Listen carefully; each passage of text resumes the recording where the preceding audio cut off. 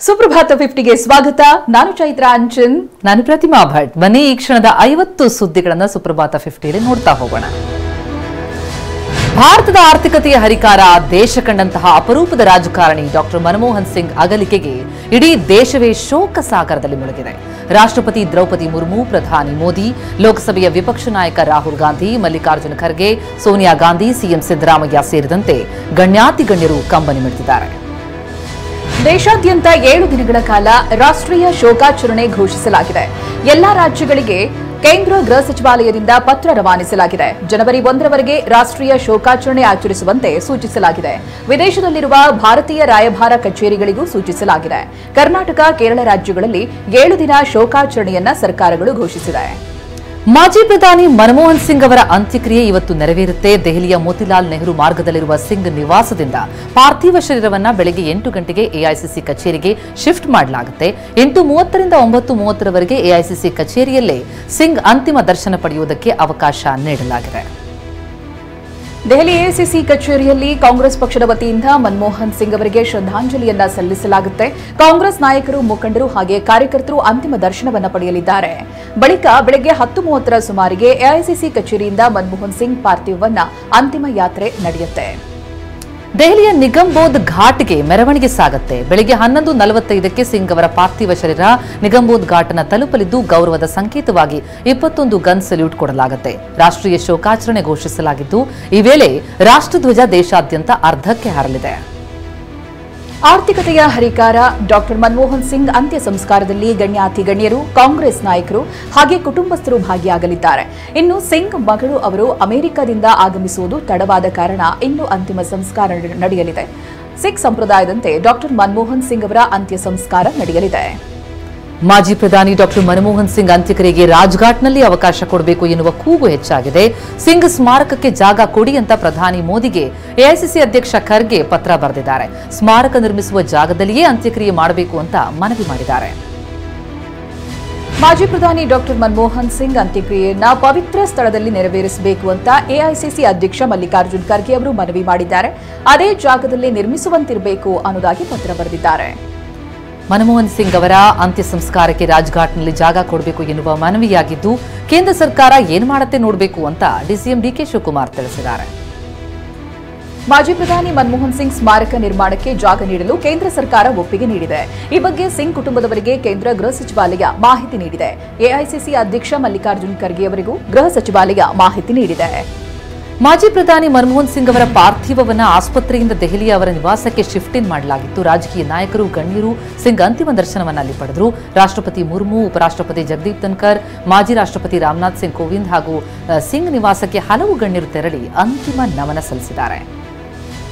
ಮಾಜಿ ಪ್ರಧಾನಿ ಮನಮೋಹನ್ ಸಿಂಗ್ ಅವರಿಗೆ ಪ್ರಧಾನಮಂತ್ರಿ ನರೇಂದ್ರ ಮೋದಿ ಅವರು ಅಂತಿಮ ನಮನವನ್ನ ಸಲ್ಲಿಸಿದ್ದಾರೆ. ದೆಹಲಿಯ ಅವರ ನಿವಾಸಕ್ಕೆ ತೆರಳಿ ಅಂತಿಮ ದರ್ಶನವನ್ನ ಪಡೆದರು. ಅಂದೇ ಕೇಂದ್ರ ಗೃಹ ಸಚಿವ ಅಮಿತ್ ಶಾ, ಬಿಜೆಪಿ ರಾಷ್ಟ್ರೀಯ ಅಧ್ಯಕ್ಷ ಜೆಪಿ ನಡ್ಡಾ, ರಾಜನಾಥ್ ಸಿಂಗ್ ಸೇರಿ ಅನೇಕ ಗಣ್ಯರು ಅಂತಿಮ ಗೌರವವನ್ನ ಸಲ್ಲಿಸಿದ್ದಾರೆ. ಕಾಂಗ್ರೆಸ್ ಅಧಿನಾಯಕಿ ಸೋನಿಯಾ ಗಾಂಧಿ ಕುಟುಂಬ ಮನಮೋಹನ್ ಸಿಂಗ್ ಪಾರ್ಥಿವ ಶರೀರದ ಅಂತಿಮ ದರ್ಶನ ಪಡೆಯಿತು. ಸೋನಿಯಾ ಗಾಂಧಿ, ರಾಹುಲ್ ಗಾಂಧಿ, ಪ್ರಿಯಾಂಕಾ ಅವರು ಮನಮೋಹನ್ ಸಿಂಗ್ ಅವರಿಗೆ ಪುಷ್ಪಗುಚ್ಛ ಇರಿಸಿ ಗೌರವ ಸಲ್ಲಿಸಿದರು. ಎಐಸಿಸಿ ಅಧ್ಯಕ್ಷ ಖರ್ಗೆ ಕೂಡ ಪುಷ್ಪಾರ್ಚನೆ ಮಾಡುವ ಮೂಲಕ ನಮನ ಸಲ್ಲಿಸಿದ್ದಾರೆ. ಕೇಂದ್ರ ಸಚಿವ ಎಚ್ಡಿ ಕುಮಾರಸ್ವಾಮಿ ಮಾಜಿ ಪ್ರಧಾನಿ ಮನಮೋಹನ್ ಸಿಂಗ್ ಅವರ ಅಂತಿಮ ದರ್ಶನವನ್ನ ಪಡೆದಿದ್ದಾರೆ. ದೆಹಲಿಯ ಸಿಂಗ್ ಅವರ ನಿವಾಸಕ್ಕೆ ತೆರಳಿ ಪುಷ್ಪ ನಮನ ಸಲ್ಲಿಸಿದ್ರು. ಮತ್ತೊಂದೆಡೆ ಡಾಕ್ಟರ್ ಸಿಂಗ್ ಬದುಕು, ಸೇವೆ, ಆಡಳಿತ, ಪ್ರಜಾಪ್ರಭುತ್ವ ಸರ್ಕಾರಕ್ಕೆ ಮಾದರಿ ಅಂತ ನಾಯಕ ಜಿಟಿ ದೇವೇಗೌಡ ಹೇಳಿದ್ದಾರೆ. ಮಾಜಿ ಪ್ರಧಾನಿ ಮನಮೋಹನ್ ಸಿಂಗ್ಗೆ ವಿವಿಧ ರಾಜ್ಯಗಳ ಮುಖ್ಯಮಂತ್ರಿಗಳು ಅಂತಿಮ ನಮನ ಸಲ್ಲಿಸಿದ್ದಾರೆ. Telangana CM Revanth Reddy, Jharkhand CM Hemant Soren, Andhra CM Chandrababu Naidu, Tamil Nadu ಮುಖ್ಯಮಂತ್ರಿ ಎಂಕೆ ಸ್ಟಾಲಿನ್ ಹಾಗೂ ದೆಹಲಿ ಸಿಎಂ ಅತಿಶಿ ಕೂಡ ಅಂತಿಮ ದರ್ಶನವನ್ನ ಪಡೆದರು. ಜೆಜೆಎಂ ಶಾಸಕಿ ಕಲ್ಪನಾ ಸೊರೇನ್ ಕೂಡ ಮನಮೋಹನ್ ಸಿಂಗ್ ಅವರ ಅಂತಿಮ ದರ್ಶನವನ್ನ ಪಡೆದಿದ್ದಾರೆ. ಇವರಲ್ಲದೆ ಬಿಆರ್ಎಸ್ ನಾಯಕ ಕೆಟಿ ರಾಮರಾವ್ ಹಾಗೆ ಎಐಎಡಿಎಂಕೆ ನಾಯಕ ತುಂಬುದುರೈ ಕೂಡ ಸಿಂಗ್ ಅವರ ಅಂತಿಮ ದರ್ಶನವನ್ನ ಪಡೆದಿದ್ದಾರೆ. ಮಾಜಿ ಪ್ರಧಾನಿ ಮನಮೋಹನ್ ಸಿಂಗ್ ಅವರ ಸಹೋದರಿ ಗೋವಿಂದ್ ಕೌರ್ ಕೂಡ ತಮ್ಮ ಸಹೋದರನ ನಿಧನಕ್ಕೆ ಸಂತಾಪ ಸೂಚಿಸಿದ್ದಾರೆ. ಗೋವಿಂದ್ ಕೌರ್ ಅವರು ಸದ್ಯ ಕೋಲ್ಕತ್ತಾದಲ್ಲಿ ವಾಸವಾಗಿದ್ದು, ಸಹೋದರನ ನಿಧನದ ಸುದ್ದಿ ತಿಳಿತಾ ಇದ್ದಂತೆ ಕಣ್ಣೀರು ಹಾಕಿದರು. ಹುಬ್ಬಳ್ಳಿಯಲ್ಲಿರುವ ಮನಮೋಹನ್ ಸಿಂಗ್ ಸಂಬಂಧಿಕರ ಮನೆಯಲ್ಲೂ ನೀರವ ಮೌನ ಆವರಿಸಿದೆ. ಮನಮೋಹನ್ ಸಿಂಗ್ ಅಗಲಿಕೆ ಕುಟುಂಬಕ್ಕೆ ಮಾತ್ರವಲ್ಲ, ಇಡೀ ದೇಶಕ್ಕೆ ನಷ್ಟ ತಂದಿದೆ ಅಂತ ಮನಮೋಹನ್ ಸಿಂಗ್ ಹೆಂಡತಿಯ ತಂಗಿ ಹರ್ಪ್ರೀತ್ ಕೌರ್ ಮಗ ಮನ್ಮಿತ್ ಕೊಹ್ಲಿ ಹೇಳಿದ್ದಾರೆ. ನವದೆಹಲಿಯಲ್ಲಿ ನಡೆದಂತಹ ಕಾಂಗ್ರೆಸ್ ವರ್ಕಿಂಗ್ ಕಮಿಟಿ ಸಭೆ ಮಾಜಿ ಪ್ರಧಾನಿ ಡಾಕ್ಟರ್ ಮನಮೋಹನ್ ಸಿಂಗ್ ಅವರಿಗೆ ಶ್ರದ್ಧಾಂಜಲಿ ಸಲ್ಲಿಸಿತು. ಆ ಸಭೆಯಲ್ಲಿ ಕಾಂಗ್ರೆಸ್ ಅಧ್ಯಕ್ಷ ಮಲ್ಲಿಕಾರ್ಜುನ ಖರ್ಗೆ, ಮಾಜಿ ಅಧ್ಯಕ್ಷೆ ಸೋನಿಯಾ ಗಾಂಧಿ, ರಾಹುಲ್ ಗಾಂಧಿ ಸೇರಿದಂತೆ ಕಾಂಗ್ರೆಸ್ನ ಹಿರಿಯ ನಾಯಕರು ಉಪಸ್ಥಿತರಿದ್ದರು. ಮಾಜಿ ಪ್ರಧಾನಿ ಮನಮೋಹನ್ ಸಿಂಗ್ ಅವರನ್ನು ನೆನೆದು ಲೋಕಸಭೆಯ ವಿಪಕ್ಷ ನಾಯಕ ರಾಹುಲ್ ಗಾಂಧಿ ಟ್ವೀಟ್ ಮಾಡಿದ್ದಾರೆ. ನಾನು ನನ್ನ ಮಾರ್ಗದರ್ಶಕರನ್ನ ಕಳೆದುಕೊಂಡಿದ್ದೇನೆ. ಅವರ ನಮ್ರತೆ, ಅರ್ಥಶಾಸ್ತ್ರದ ಆಳವಾದ ತಿಳುವಳಿಕೆ ರಾಷ್ಟ್ರಕ್ಕೆ ಪ್ರೇರಣೆ ಅಂತ ಭಾವುಕ ಟ್ವೀಟ್ ಮಾಡಿದ್ದಾರೆ. ಸಿಂಗ್ ಅವರ ನಿಧನಕ್ಕೆ ಕಾಂಗ್ರೆಸ್ ಅಧಿನಾಯಕಿ ಸೋನಿಯಾ ಗಾಂಧಿ ಭಾವನಾತ್ಮಕ ಪತ್ರ ಬರೆದಿದ್ದಾರೆ. ಒಬ್ಬ ಗೆಳೆಯ, ಮಾರ್ಗದರ್ಶಕ, ತತ್ವಜ್ಞಾನಿಯನ್ನ ಕಳೆದುಕೊಂಡಿದ್ದೇನೆ.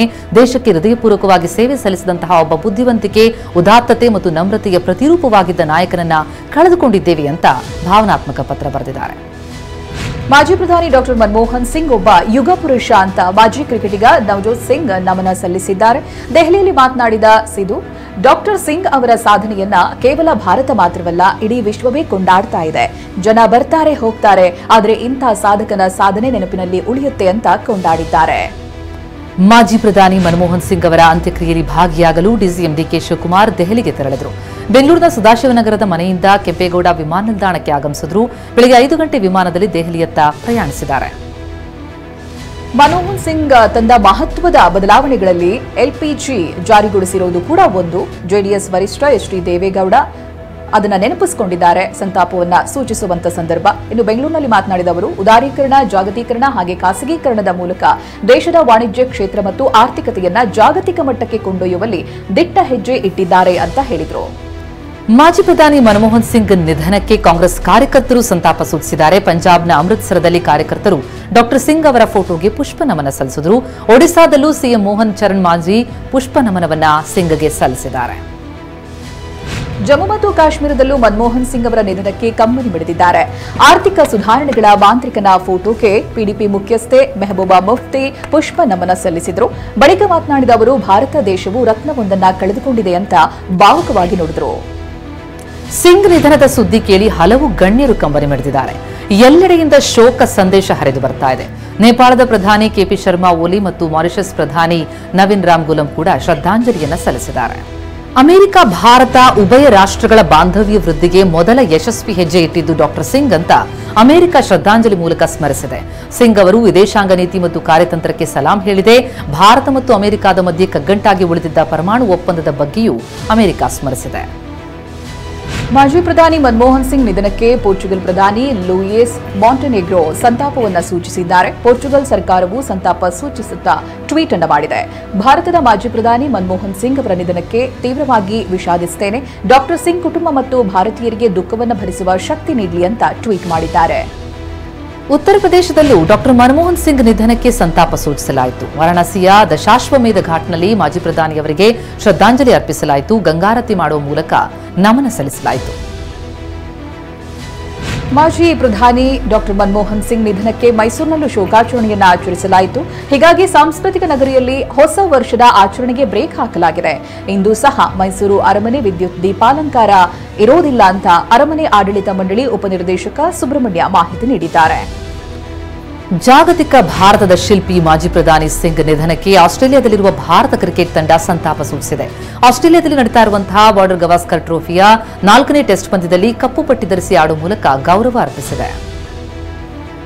ಮನಮೋಹನ್ ಸಿಂಗ್ ಅವರು 1971ರಲ್ಲಿ ಹಣಕಾಸು ಸಚಿವಾಲಯದಲ್ಲಿ ಸಲಹೆಗಾರರಾಗಿ ಭಾರತ ಸರ್ಕಾರವನ್ನ ಸೇರಿದ್ರು. ಬಳಿಕ 72ರಲ್ಲಿ ಹಣಕಾಸು ಸಚಿವಾಲಯದ ಮುಖ್ಯ ಆರ್ಥಿಕ ಸಲಹೆಗಾರರಾಗಿದ್ರು. 1972ರಿಂದ 76ರವರೆಗೆ ಆರ್ಬಿಐನ ಗವರ್ನರ್ ಆಗಿಯೂ ಸೇವೆಯನ್ನ ಸಲ್ಲಿಸಿದ್ರು.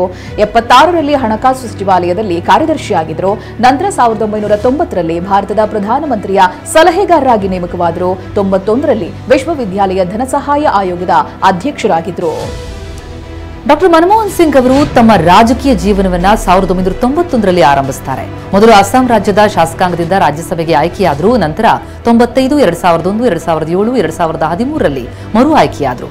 94ರಿಂದ 2004ರವರೆಗೆ ಅವರು ಮೇಲ್ಮನೆಯ ಪ್ರತಿಪಕ್ಷದ ನಾಯಕರಾಗಿಯೂ ಸೇವೆ ಸಲ್ಲಿಸಿದ್ದಾರೆ. 2004ರ ಲೋಕಸಭೆ ಚುನಾವಣೆಯಲ್ಲಿ ಕಾಂಗ್ರೆಸ್ 145 ಸ್ಥಾನ ಗೆದ್ದಿತ್ತು. ಯುಪಿಎ ಮಿತ್ರ ಪಕ್ಷಗಳ ಬೆಂಬಲ ಅಗತ್ಯ ಇತ್ತು. ಈ ಸಂದರ್ಭದಲ್ಲಿ ಸೋನಿಯಾ ಗಾಂಧಿಗೆ ಪ್ರಧಾನಿಯಾಗುವ ಅವಕಾಶ ಒಲಿದು ಬಂದಿತ್ತು. ಆದರೆ ಈ ಅವಕಾಶವನ್ನ ಕೈ ಅಧಿನಾಯಕಿ ತಳ್ಳಿ ಹಾಕಿದ್ರು. ಆಗ ಮುನ್ನೆಲೆಗೆ ಬಂದಿದೆ ಪ್ರಣವ್ ಮುಖರ್ಜಿ ಹೆಸರು. ದೇಶದಲ್ಲಿ ಯಾರೂ ಊಹೆ ಮಾಡದ ಮನಮೋಹನ್ ಸಿಂಗ್ ಹೆಸರನ್ನ ಸೋನಿಯಾ ಗಾಂಧಿ ಘೋಷಣೆ ಮಾಡ್ತಾರೆ. ಡಾಕ್ಟರ್ ಮನಮೋಹನ್ ಸಿಂಗ್ ಅವರು 2004ರ ಮೇ 22ರಂದು ಭಾರತದ 13ನೇ ಪ್ರಧಾನಿಯಾಗಿ ಅಧಿಕಾರ ವಹಿಸಿಕೊಂಡರು. ನಂತರ 2009ರ ಮೇ 22ರಂದು 2ನೇ ಬಾರಿಗೆ ಪ್ರಧಾನಿಯಾಗಿ ಪ್ರಮಾಣ ವಚನವನ್ನು ಸ್ವೀಕರಿಸಿದರು. ಪ್ರಧಾನಿಯಾಗಿ, ವಿತ್ತ ಸಚಿವರಾಗಿ, ಆರ್ಥಿಕ ತಜ್ಞರಾಗಿ ದೇಶದ ಆರ್ಥಿಕತೆಗೆ ಮನಮೋಹನ್ ಸಿಂಗ್ ಕೊಟ್ಟ ಕೊಡುಗೆ ದೇಶ ಈಗ ಸ್ಮರಿಸ್ತಾ ಇದೆ. ಒಮ್ಮೆಯೂ ಲೋಕಸಭೆ ಚುನಾವಣೆಯಲ್ಲಿ ಗೆಲ್ಲದ ಸಿಂಗ್ ರಾಜ್ಯಸಭೆ ಸದಸ್ಯರಾಗಿದ್ದುಕೊಂಡೇ ಪ್ರಧಾನಿ ಪಟ್ಟಕ್ಕೆ ಏರಿದ್ರು. ದೇಶದ ಇತಿಹಾಸದಲ್ಲಿ ಜವಾಹರ್ಲಾಲ್ ನೆಹರು ನಂತರ ಪೂರ್ಣಾವಧಿ ಸರ್ಕಾರ ನಡೆಸಿ ಸತತ 2ನೇ ಬಾರಿಗೆ ಪ್ರಧಾನಿಯಾದ 2ನೇ ವ್ಯಕ್ತಿ ಮನಮೋಹನ್ ಸಿಂಗ್ ಆಗಿದ್ದಾರೆ. ದೇಶದ ಪ್ರಧಾನಿಯಾಗಿದ್ದ ಪಿವಿ ನರಸಿಂಹರಾವ್ ತಮಗೆ ಹಣಕಾಸು ವಿಚಾರಗಳು ಅಷ್ಟೇನು ಅರ್ಥ ಆಗಲ್ಲ ಅಂತ ಎಲ್ಲಾ ಹೊಣೆಯನ್ನ ಮನಮೋಹನ್ ಸಿಂಗ್ ಮೇಲೆ ಹಾಕಿದ್ರು. ಸಿಂಗ್ ಪ್ರಣಬ್ ಮುಖರ್ಜಿ ಜೊತೆ ಚರ್ಚಿಸಿ ಅದಕ್ಕೂ ಮುನ್ನ ಭಾರತೀಯ ರಿಸರ್ವ್ ಬ್ಯಾಂಕ್ನ ಗವರ್ನರ್ ಆಗಿ ಗಳಿಸಿದ್ದ ಅನುಭವ ಮತ್ತು ಆರ್ಥಿಕ ವಿಷಯಗಳಲ್ಲಿ ತಮಗಿದ್ದಂತಹ ಅಪಾರ ಪಾಂಡಿತ್ಯವನ್ನು ಬಳಸಿ ಬಜೆಟ್ ರೂಪಿಸುತ್ತಾರೆ. ಭಾರತ ನವಭಾರತವಾಗಿ ಬದಲಾಗಿದ್ರೆ ಅದಕ್ಕೆ ಕಾರಣ ಮನಮೋಹನ್ ಸಿಂಗ್. ಭಾರತ ವಿಶ್ವದ ಮುಂದೆ ತಾವು ಯಾವುದಕ್ಕೂ ಕಮ್ಮಿ ಇಲ್ಲ ಅನ್ನುವಂತೆ ತಲೆ ಎತ್ತಿ ನಿಂತಿದ್ದಿದ್ರೆ ಎಕನಾಮಿಕ್ ಮಾಸ್ಟರ್ ಆದ ಡಾಕ್ಟರ್ ಮನಮೋಹನ್ ಸಿಂಗ್ ಅವರ ಕೊಡುಗೆ ಇದರಲ್ಲಿ ಅಪಾರವಾಗಿದೆ. ನಾನೇ ಮಾಡಿದೆ, ನನ್ನಿಂದಲೇ ಎಲ್ಲ ಆಯಿತು ಅನ್ನೋರಿಗೆ ಮನಮೋಹನ್ ಸಿಂಗ್ ಮೌನದಿಂದಲೇ ಉತ್ತರಿಸ್ತಾ ಇದ್ರು. ಶಾಸಕ ಮುನಿರತ್ನಗೆ ಮಹಾ ಸಂಕಷ್ಟ ಎದುರಾಗಿದೆ. ಅತ್ಯಾಚಾರ, ಕಿಡ್ನಾಪ್ ಪ್ರಕರಣದ ಆರೋಪ ಸಾಬೀತಾಗಿದೆ ಅಂತ ಸಿಐಡಿ ಅಧಿಕಾರಿಗಳು ಜನಪ್ರತಿನಿಧಿಗಳ ಕೋರ್ಟ್ಗೆ ಚಾರ್ಜ್ ಶೀಟ್ ಕೊಟ್ಟಿದ್ದಾರೆ. A1 Munirathna, A3 Sudhakar, A7 Srinivas, 8ನೇ ಆರೋಪಿ ಇನ್ಸ್ಪೆಕ್ಟರ್ ಅಯ್ಯಣ್ಣ ಅಂತ ಸಿಐಡಿ ಉಲ್ಲೇಖಿಸಿದೆ. ಆಸ್ಟ್ರೇಲಿಯಾ ಆಟಗಾರನ ಭುಜಕ್ಕೆ ಡಿಕ್ಕಿ ಹೊಡೆದ ಬಳಿಕ ಶುಕ್ರವಾರ ಪಂದ್ಯದ ಬಳಿಕ ಆಸ್ಟ್ರೇಲಿಯಾದ ಅಭಿಮಾನಿಗಳು ಟೀಕಿಸಿದ್ದಾರೆ. ಪೆವಿಲಿಯನ್ಗೆ ಮರಳುವಾಗ ಕೊಹ್ಲಿಯನ್ನ ಕೆಲವರು ಟೀಕಿಸಿದರು. ಕೋಪಗೊಂಡ ಕೊಹ್ಲಿ ಹಿಂತಿರುಗಿ ನೋಡಿದ್ದಾರೆ. ಒಂದೇ ವರ್ಷದ ಅಂತರದಲ್ಲಿ ಟೆಸ್ಟ್ ಪಂದ್ಯಗಳಲ್ಲಿ ಅತಿ ಹೆಚ್ಚು ಸಿಕ್ಸರ್ ಸಿಡಿಸಿದ ಸಾಧನೆಯನ್ನ ಭಾರತ ತಂಡದ ಯಶಸ್ವಿ ಜೈಸ್ವಾಲ್ ಮಾಡಿದ್ದಾರೆ. 2024ರಲ್ಲಿ ಆಡಿದ ಟೆಸ್ಟ್ ಪಂದ್ಯಗಳಲ್ಲಿ 34 ಸಿಕ್ಸರ್ಗಳನ್ನು ಬಾರಿಸುವ ಮೂಲಕ ದಾಖಲೆ ಬರೆದಿದ್ದಾರೆ. ಕನ್ನಡ ಚಿತ್ರರಂಗಕ್ಕೆ ವರ್ಷದ ಕೊನೆಯ ತಿಂಗಳು ಲಕ್ಕಿ ಅನ್ನೋದು ಮತ್ತೊಮ್ಮೆ ಸಾಬೀತಾಗಿದೆ. ಉಪೇಂದ್ರ ನಿರ್ದೇಶಿಸಿ ನಟಿಸಿರುವಂತಹ ಯುಐ ಸಿನಿಮಾಗೆ ಅದ್ಭುತ ರೆಸ್ಪಾನ್ಸ್ ಸಿಕ್ಕಿದೆ. ಬಾಕ್ಸ್ ಆಫೀಸ್ನಲ್ಲಿ ಕಲೆಕ್ಷನ್ ಕೊಳ್ಳೆ ಹೊಡಿತಾ ಇದೆ. ಆದರೆ ಸುದೀಪ್ ಅಭಿನಯದ ಮ್ಯಾಕ್ಸ್ ಬಂದ ಮೇಲೆ ಯುಐ ಹವಾ ಕಡಿಮೆ ಆಗುತ್ತೆ ಅಂತ ಹೇಳಲಾಗ್ತಾ ಇತ್ತು. ಆದ್ರೆ ಮ್ಯಾಕ್ಸ್ ಮ್ಯಾಜಿಕ್ ಮಾಡ್ತಾ ಇದ್ರು. ಯುಐ ಸಿನಿಮಾ ಮ್ಯಾಕ್ಸಿಮಮ್ ಕಲೆಕ್ಷನ್ ಮಾಡ್ತಾ ಇದೆ. ಗೋಲ್ಡನ್ ಸ್ಟಾರ್ ಗಣೇಶ್ ಅಭಿನಯದ ಕೃಷ್ಣಂ ಪ್ರಣಯ ಸಖಿ ಸಿನಿಮಾ ಸಕ್ಸಸ್ ಆಗಿದೆ. ಜೊತೆಗೆ OTTಯಲ್ಲಿಯೂ ಕಮಾಲ್ ಮಾಡ್ತಾ ಇದೆ. ಇದೀಗ ಗಣೇಶ್ ಅಭಿಮಾನಿಗಳಿಗೆ ಹೊಸದೊಂದು ಸರ್ಪ್ರೈಸ್ ಸುದ್ದಿ ಸಿಕ್ಕಿದೆ. ತೆಲುಗಿನ ಖ್ಯಾತ ಚಿತ್ರ ನಿರ್ಮಾಣ ಸಂಸ್ಥೆ ಪೀಪಲ್ ಮೀಡಿಯಾ ಫ್ಯಾಕ್ಟರಿ ಜೊತೆಗೆ ಗಣೇಶ್ ಕೈ ಜೋಡಿಸಿದ್ದಾರೆ.